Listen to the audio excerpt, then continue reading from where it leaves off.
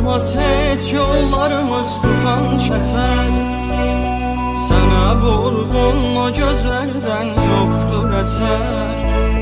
Göz yaşların selə dönsə də kim gələr? Sənə qırğın ürəyimdən qoparmadım. Qabarlaşsaq bu şəhərdə biz anidən, keçər onda xatirələr göz önündən. Bir vaxt sənə gəncliyini fəda edən, inadkar ürəyimdən qoparmadım. Yürüydi ayrı-ayrı bədənlərdə, nə tez gəldi çatdı hicran ömrümüzə. Bu səbəbsiz ayrılığa nədir çarə? Çarəsiz ürəyimdən qoparmadım.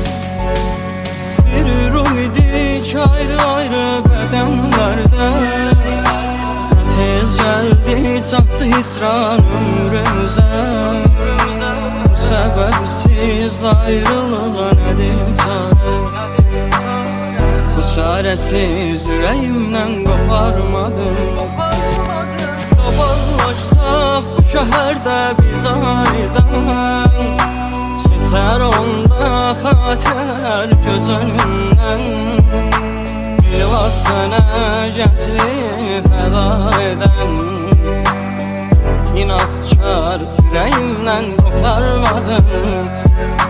Qabarlaşsaq bu şəhərdə